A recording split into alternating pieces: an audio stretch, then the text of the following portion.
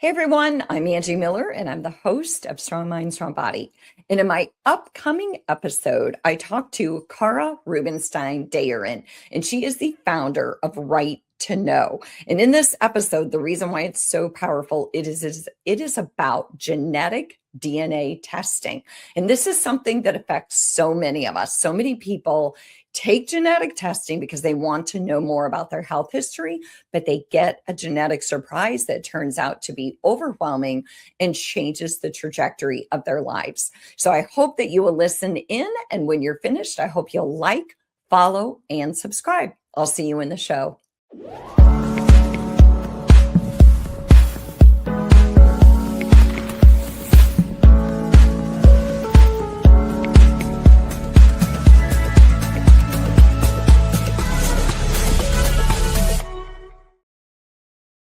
Hey everyone, welcome to Strong Mind, Strong Body. It is so good to see you here at the start of the year.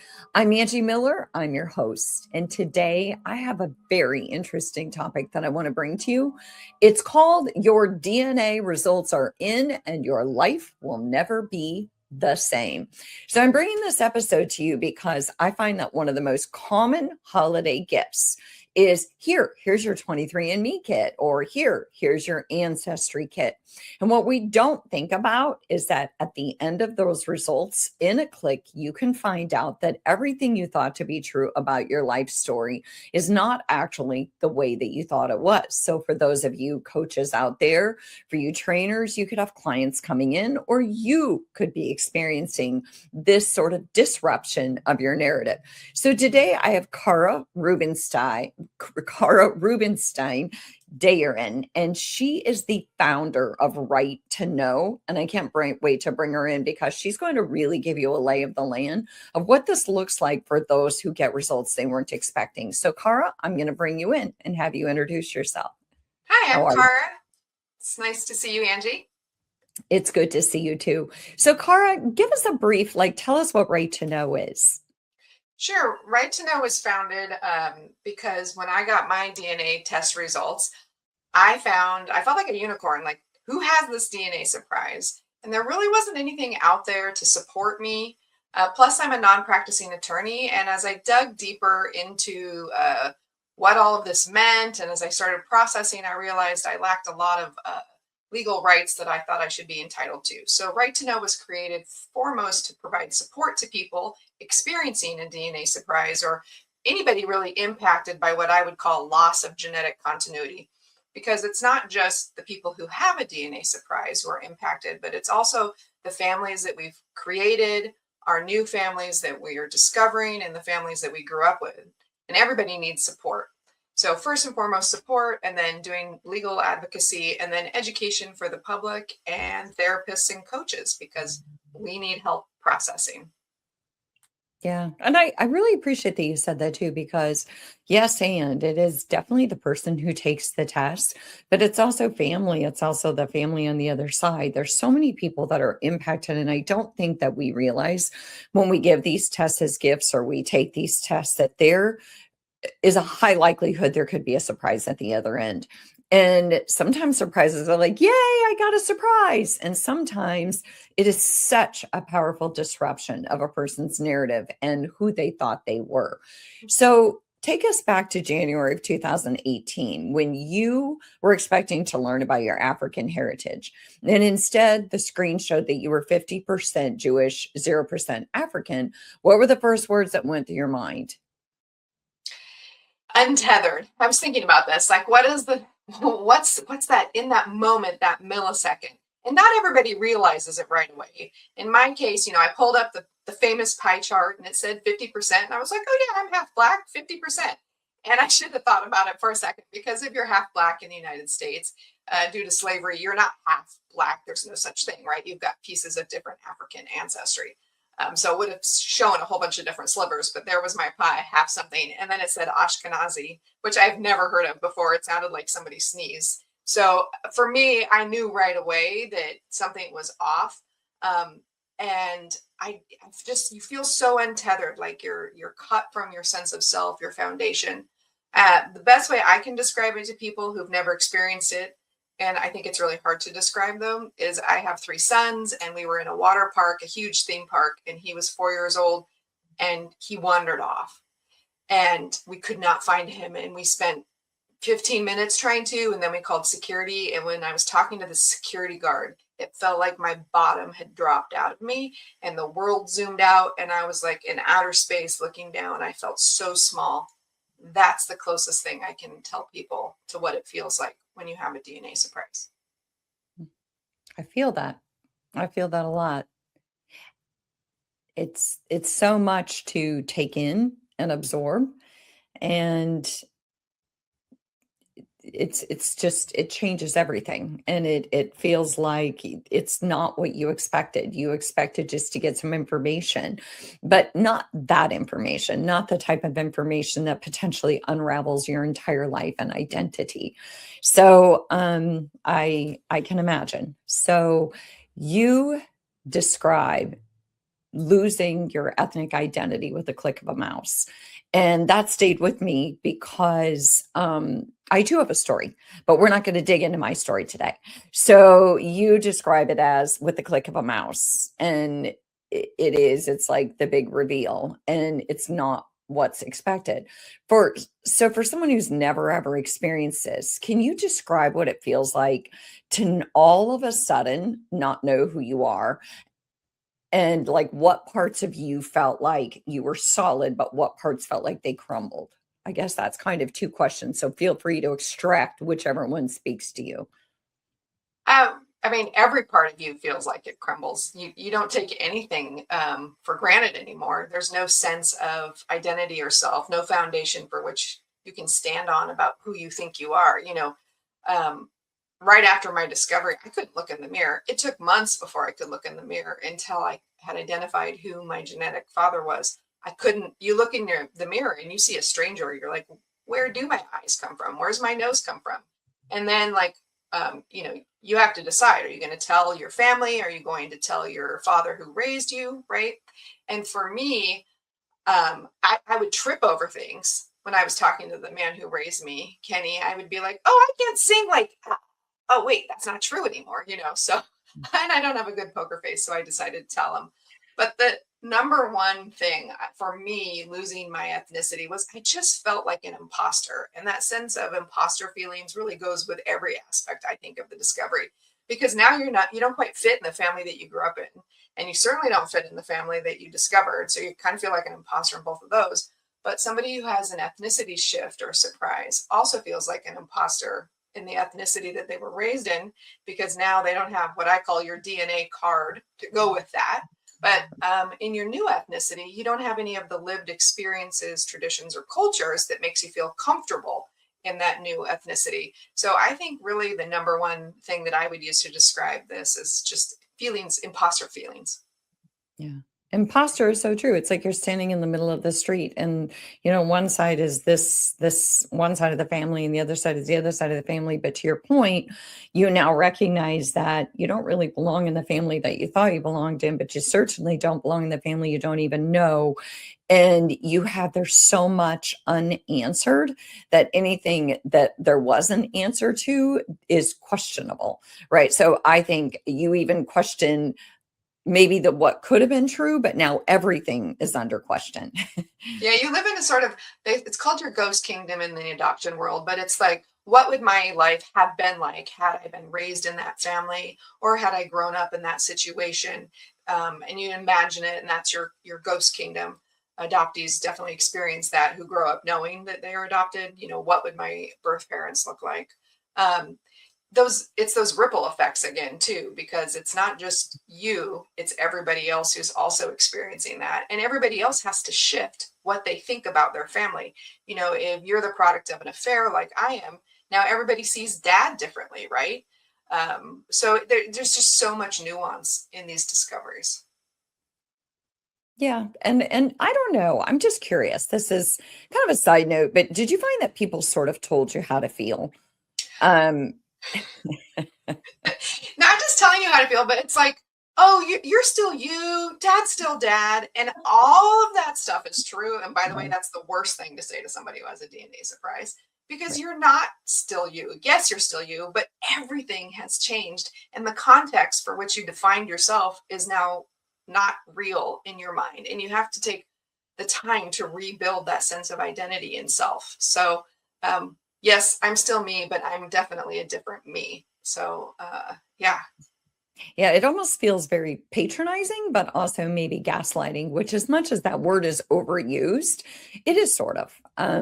So here's something go ahead. Sorry, I No, think I you was were just gonna say, and like I had a few friends that I ended up having to break contact with because they couldn't understand why I couldn't just get over it. It's not that big of a deal. Just get over it. And that was one of those things that was really hard for me to accept from some close friends that I expected more support from. Yeah. But I really admire that about you. And I do have to pause and say that because you came out fighting and not stuffing. And I think that for many, stuffing seems like the path of least resistance. Like, well, if everybody tells me it shouldn't bother me, and if everybody tells me I'm still me, then I'm just going to be me and I'm not going to let it bother me. And as a mental health professional, I, of all people, should know that I don't think that is the healthiest way. Generally, stuffing doesn't work. And just because someone tells you not to worry about something doesn't mean that your system is able to categorize and just pack it away and say, oh, that's no big deal that the father that I thought was my father is not my father and everybody lied to me my whole life. Gee, kind of a big deal. So, here's something I think wellness professionals need to understand. You are now, and everyone who takes these tests is now an outlier in your family. The only one with a different father, or the one, whatever people's stories might be. Um, does that bring a sense of isolation? And I know you kind of touched on that, but did you feel a sense of isolation for a while?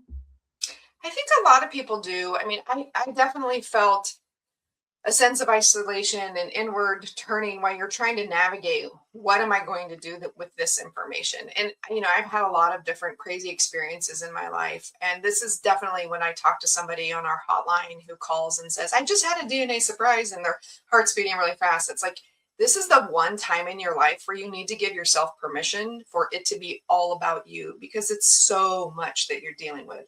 And so taking that time to really think about how you navigate the situation going forward, who you're going to talk to, building a support network, support system is really important. And then also giving yourself grace, because what you feel like today won't be what you feel like in a couple of months. And, we haven't even gotten into if you decide to reach out to your new family, you know, what the reactions of that family are. They too are processing. It's hard to remember that when you're in the middle of this and you just want answers. You want to know why you look like you do. You want to know why you act like you do. You want to know if you have some crazy medical situation that you didn't know about that you need to grapple with. And so you want answers, but they also just found out they had a DNA surprise essentially too, and they need time to process. And how they react may not be the same. I know plenty of people who they've reached out to family and the family has said we don't want contact, and then a year or two later they do. So how you navigate these situations, you have to have grace with yourself, because your feelings and their reactions and feelings change over time, and that's okay. Well, and that's a big one right there, is that the people on the other side, as much as you're trying to manage this, the people on the other side, let's face it, one of the first things that comes to mind is people's protection of financial health and wealth. And so you come in and say, hey, and they say, oh, grab the wallet. And so you can get the big hand, which can feel both very hurtful, but also infuriating, because sometimes maybe the wallet was the last thing on your mind. But when they behave that way, there's a little bit of maybe self-righteousness that stands up and says, hold on here. So could you speak to that? Sure. I mean, that is a lot of common reaction is, what are you coming for? And 99.9% of the time, people are coming for answers about who they are. We want to be acknowledged. Acknowledgement is really the biggest thing. I mean, we're not a secret. We shouldn't be asked to live our lives in secret. And I always tell everybody, look, we're innocent bystanders in our conception. What our parents chose to do however many years ago is on them. And we don't need to solve their problems or their issues, nor do we need the negative impacts of their decisions. We're here now today, and we need to focus on this today. And so when we reach out, we just are looking for answers. That whole, wait, what are you coming for thing definitely plays a role in it, but nobody's coming for the wallet. We just want to know our history. And really for me, with my lawyer hat on, I think, every child, and I think about this because, like I said, I have 3 kids. If I was to cut off contact with my 3 children, they would not have a legal right to their genetic medical history. And really, this is a big societal issue, right? Every child should have a right to that, because now how we look at our physical and mental health, we know that we need to know those things. We need to know our family medical history. So that's what we're looking for. We're not looking for something from the wallet. And often if people just take a pause and slowly build that relationship, I mean, it's not instant trust, right? Right, Angie? I mean, we just don't trust people instantly, even though they're intimate strangers. That's how I would describe it, because you look and you see yourself and they see you, and you're definitely an intimate stranger. You need to take the time to build trust. And then those sorts of questions fall to the wayside. Yeah. Yeah, absolutely. And that makes a lot of sense, because you kind of touched on where I kind of want to go with this, is that there's such a physical health impact. You go into the doctor says, are your parents still living? What, if not, what age did they pass? Any known conditions? And all of a sudden, there's a blank side or a blank piece of paper where you think, oh, well, I can't answer that. And I have no idea. And to your point, our physical, our mental, our whole entire body, inside and out, is affected by our genetic history. And so to not have knowledge and information of that seems like such a disservice to how we care for ourselves and what we might need to know. So how does that how has that shown up for you? Like, what health decisions have become more complicated for you? I guess I'm not sure. Do you know the other side now? Do you know what your other 50% is now? Yeah, it took me about 6 months to confirm who my father was. I had about 30,000 relatives. Welcome to being Jewish, due to endogamy. But none of them were close enough for me to identify who my father was until I got a close match, just luck of the draw. And from there, I was able to identify that my father was Sam Rubinstein. And unfortunately, he had passed away. And within a year of my discovery, my only brother also passed away. And the family did not want contact with me. He was somewhat known in Seattle, where I'm from. And so there's a lot of articles and information written about him. So I've been able to garner some information. So, for example, he died of kidney failure. That's important information for me to know. And really, when I was processing this, my youngest son had a medical condition, and they were trying to figure out how to address it. And having that little piece of information really helped for them to identify what it wasn't. And so I could be indignant about the family not sharing medical information with me for my child. It was a lot harder for me to do that for myself, but I should have been indignant for myself as well. Because, we mimic our health habits after the family that we grew up in. Oh, dad, has high cholesterol, so you change how you eat, those sorts of things. Well, what if that's not true?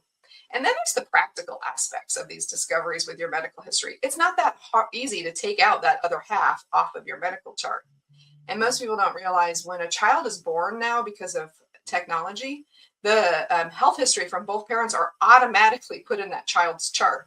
And it's really hard to change those things. And medical professionals really don't have the tools yet on how to communicate effectively and politely with people who have discoveries. So also often medical professionals are somewhat dismissive of our discoveries and the impacts on our medical and mental health.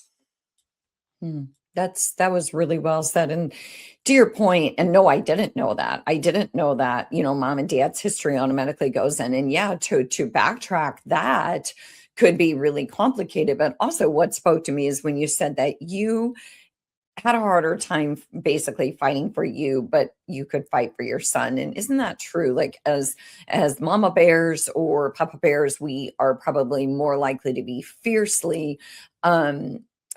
advocates, more for our children than we are for us. But to your point, it helps to be a fierce advocate for ourselves insofar as we have the capacity for that. So you founded Right to Know, which I think is an amazing organization. And when you founded it, what were people who had tested telling you that they needed the most? I think what we touched on earlier, the fact that you feel alone, you feel like a unicorn who grew up thinking they were half black to find out they're not at it, in their 40s, right? So you just feel all of these emotions. And like you were saying earlier, you feel like maybe they're not the right things and there's so much noise out there. And so just really that validation of I have a right to these feelings, and I have a right to process them, and I need support in doing that. And really the understanding, it's almost like the cycles of grief. This is a process. It's been 6 years for me, and I still have my moments. I mean, the other day I just woke up so angry at my genetic father for having created the circumstances. We can have and feelings, right? They don't have to be or feelings. So I'm grateful I'm here. And I was also quite angry when I really sat down and thought about it that day, about all the things that I've had to deal with because of the situation that my parents created. So really, I think the number one thing that people who are having these discoveries look for is that support mechanism, that validation that it's okay to have the feelings that we do. And then it's an amazing community of support out there. That's the positive side of this for me, is the community out there has been so amazing and so supportive, and they're always there. I can go almost anywhere and meet somebody who's had a DNA surprise. Turns out my family is originally from Poland. So one of my sons and I went to Poland to look at our little ancestral spaces in Poland. And I met with some people who had DNA surprises in Poland and had dinner. So the community is vast and large. At minimum, 1 in 20 people have misattributed parentage, meaning that one or both of their parents aren't genetically related to them. And a lot of people predict that number is higher. There's not a lot of great data. So that means that they're either donor conceived, they're adopted, or they had what we call an NPE, a non-paternal event where their dad isn't their dad from an affair or an assault or some reason where paternity's hidden. So 1 in 20, it's a lot of people walking around who don't know their genetic identity. Well, and to your point, surely it's more because those are only people who test. So I can't tell you how many friends I have spoken to who know my story, and I bet you've heard this, who say, "Oh, I'm never taking that. I don't even want to know." And part of me thinks, yeah, if I had to redo spinning in a tube, I might have thought twice about it. If somebody, I have I part of my keynote, one of them is to say there's no black, what am I trying to say? There's no black box label on, or what is that? What am I trying, like Like a, the warning, like on a cigarette pack? yeah, there's no It's not warning, big enough, but right, that says, hey, you know what? This could really blow your life up. yeah, but nobody thinks it's going to be them. I did not. Everyone's like, didn't you look in the mirror? What's wrong with you? And it's like, yes, I did. And I trusted my parents. And my dad knew. I mean, I asked him, I said, hey, Dad, let's do this DNA test. I want to know where in Africa we're from. He's like, oh, baby, they've done to our people in the past. Why do you want to do that? And I was like, oh, it's important to me. Knowing our ancestry is important to me. And he's like, okay, neither of us expected the results. And so I don't think a lot of people do. Right to Know did a study a few years ago. We had more than 600 people, and only 8% said they wish they didn't know the truth. Because while the number one word is shock, the number two word is validation. And why is that? Because somehow, for me, I always thought, I was asked to be a round peg in a square hole my whole entire life. And I thought, oh, well, that's because I'm mixed, right? I'm supposed to be white over here or black over there. And I want to be both. And, society at the time didn't allow for that. But really, there's this sense of, you don't fit with my family. What's wrong? And children internalize that. It's called genetic mirroring. When you grow up without seeing your physical and other traits and likes and dislikes in the people around you, you internalize that and think something's wrong with you. And which is why, telling children from birth about their true genetic parentage is so important, because then they have context as to why they're different from the family that they're growing up in. And so that's why the number 2 word is really validation and understanding their identity. 75% of the people we surveyed said, I understand myself better. Yeah. That word is here. I'm holding that word because it's so true, because as a child, you sense, that's all I can say. You sense. And so many times you don't know what you sense or why you sense it. You just sense that you're different from your siblings, or you might sense that there's a different dynamic in the way that you're parented.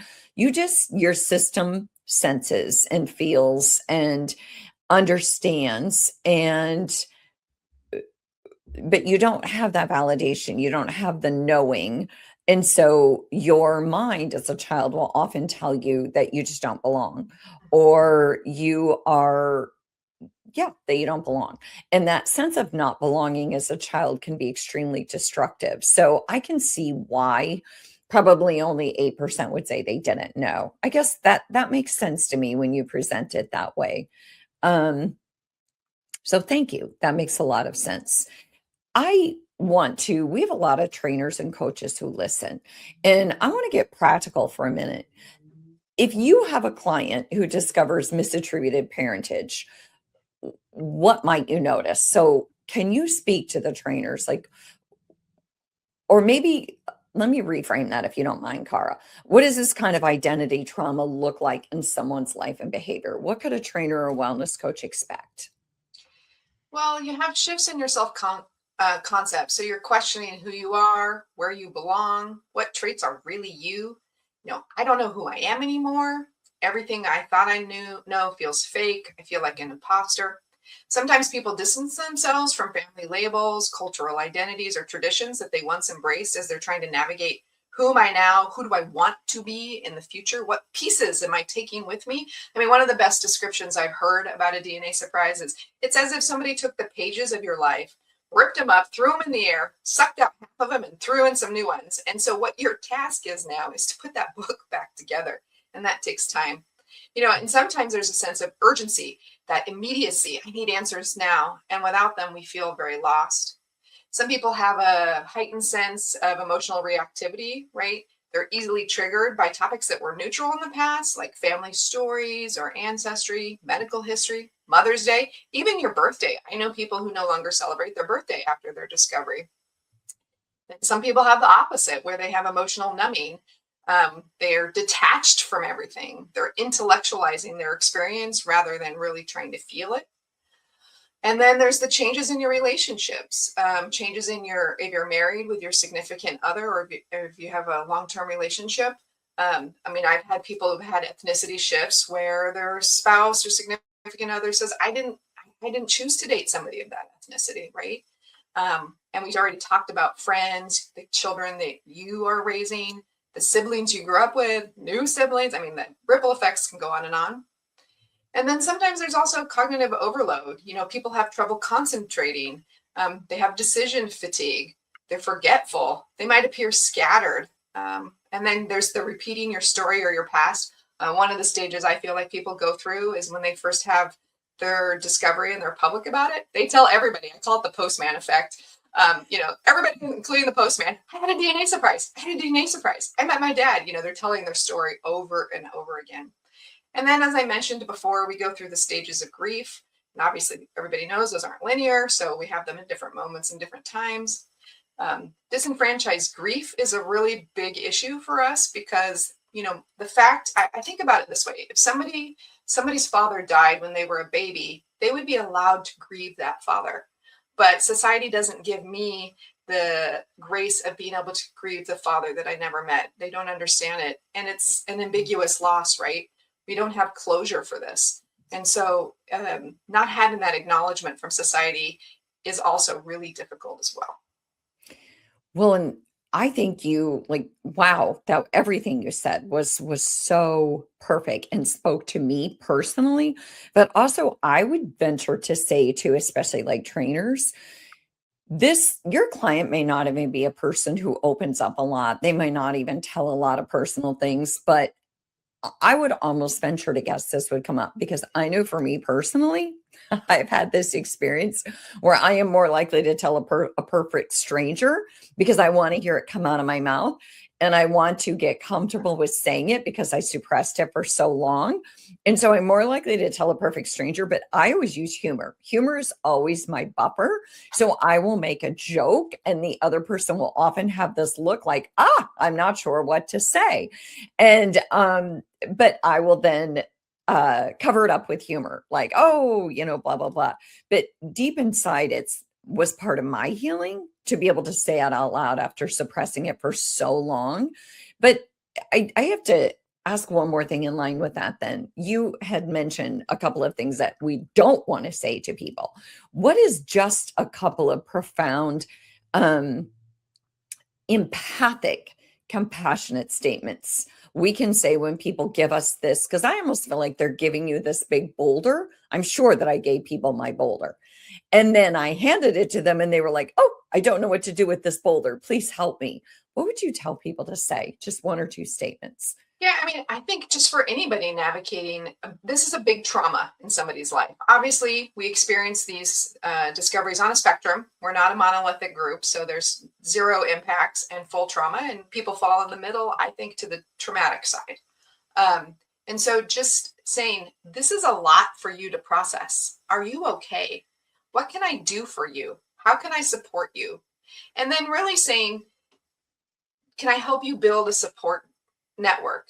Do you have a support network? Because really talking to other people, especially in the beginning, who have had a similar experience, you start to understand, I'm not crazy. These are normal things. It is okay to feel this way. It's okay for what I'm feeling.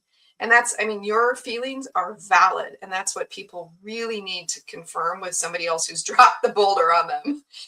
What you're feeling is okay. How can I support you? What do you need today? What can I do for you today to help you? And listening without judging is really important because, again, that repetition, I was laughing when you said say it out loud, because when you say it out loud, it makes it so real. And the first time I was asked to tell my story, it was like a year after my discovery, and it sticks right here.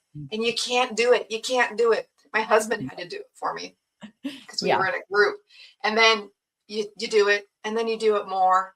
And eventually it starts to integrate and you're comfortable with it. Secrets fester. They impact our bodies in ways that we just don't even realize. So being able to talk about it is so important. Yeah, they do fester. And you also, for me, I was more concerned with the impact of the secret that my mom had to hold till death, which is ironic. Instead of feeling angry or I felt empathic and compassion for, oh my goodness, you had to pass with a secret. And what would have made that secret so dark and so scary that you would have chosen to die with it? And so I'm not sure we would need a lot of unpacking on that one, but I'm sure. Did you have any of that, or did you experience that? I feel like we need to have grace with our moms. We have to understand the time period that our mothers lived in is not the same time period now. And it also depends on where you are geographically, right? I mean, think about how long ago women were allowed to have a banking account in their own name. So, and the sexual activity of what women were allowed to do or experience, 50 years ago, 30 years ago, even. And so we have to understand that what our mothers were navigating and the decisions that they made were based on that time period, which is really hard if you look at today, especially if you live in a liberal space. If you live in a more conservative space, it might be still experiencing some of those things. And so, I kind of laugh a little bit. Women, weren't supposed to have premarital sex, right? Men were. So how did that work out, right? Because being gay wasn't okay either. So there's that time period too called the baby scoop era, where women who got pregnant were forced, they were sent away. There's a great book called The Girls Who Went Away, if people are interested in learning about that, and had their babies, and then they were told, you will never talk about it again. Right. And that's what a lot of women from that time period navigated. I try to think, if you're in your 20s or your teens and, you were having a good time, let's not be judgy, right? This isn't a space for judgment. It's a space for healing. The biggest issue for me with moms is own what you did or what the experience was or what the experiences were surrounding the conception and talk about it. Moms need healing too. They need to reach out to therapists and coaches just as much as the people with this surprise, because often they have a lot of unprocessed trauma. Maybe the child was the result of an assault. So moms really need to take the time too to focus on healing, because as you said, they've held that secret for so long, and that secret is not ours to keep. Again, we are not a secret. And so it is our decision whether or not we share our DNA discovery. It's not our parents. Yeah. But they need help too. I am so glad that well, I would have accepted anyway. You would have answered that question, but I am so glad that you answered it in a way that explained that empathy and compassion for each person's experience is really important. And I truly do believe that if you don't have empathy and compassion for your mom, it's going to be hard for you to have empathy and compassion for yourself throughout this situation. And there can be also there could be times when you feel angry, sure. And it doesn't mean that it's the only feeling you're going to have. So go ahead, Kara. Oh, I'm just going to say that trust between your parents, it's so strong. It's the first relationship we have. So those people whose parents affirmatively kept that a secret, I don't think my mom did.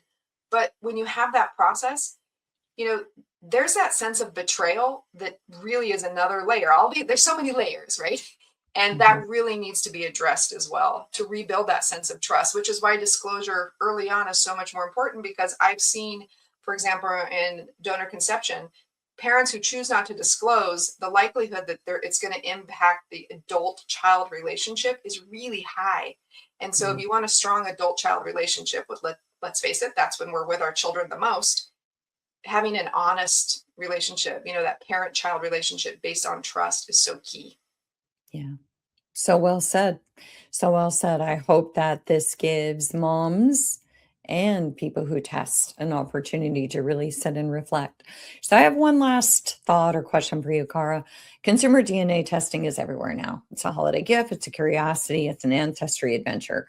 What do you wish companies like 23andMe and Ancestry would tell people before they swab, or back in the day when I did it, I spit? What would you tell them? Well, I mean, we touched on this a little bit, right? I said only 8% wish they didn't know the truth. And so for me, I've talked a lot with the people who run Ancestry, Family Tree DNA, 23andMe. They're making money off of our secrets, right? And they really need to step up and do more to support us. That's my number one wish for the companies out there, is they need to support the consequences of, or the unintended consequences of their product. And it's a big multi-million-dollar business, and they need to support people who are having these discoveries in a much stronger way than they are now. There is a tiny little label warning. I'm not sure having a bigger warning would do anything, because most of us think it's not going to be us. Yeah, that makes sense. So, Kara, you are a wealth of knowledge, a wealth of information, and your advocacy comes from a very personal place, which I think is always very impactful. If people want to reach out to you or they want to know more about Right to Know, can you tell them how to reach you? Yeah, the website is www.righttoknow.us. We have a list of therapists and coaches there who have experience working with people who have discoveries. What we're seeing right now on our hotline is a lot more parents reaching out, dads who are like, oh my gosh, I just got a phone call and I have a new daughter. How do I process this? And we want to make sure we have support for everyone out there. We also have a conference coming up, which we do every 2 years. So March 19th through the 22nd, it's called Untangling Our Roots. The website is untanglingourroots.org. And it's 3+ days of amazing speakers. Angie will be there, along with so many other different people like Lisa Brenner. You should watch her movie if you haven't seen it, My Big Happy Family. And she'll be there to talk about her movie, and so many amazing experiences for people. That's, like I said, 3+ days of education, entertainment, and really support, because you don't realize what you're carrying on your shoulders with your discovery until you're in a room with 200 people who have all experienced the same thing, and you can just be you. Yeah, I know. I'm looking forward to that experience for the first time in my life. So, Kara, thank you so much for joining us. And thank you to our Strong Mind, Strong Body listeners. I really hope that you got a lot out of this episode and something profound that you can share with someone you care about. We'll see you next time.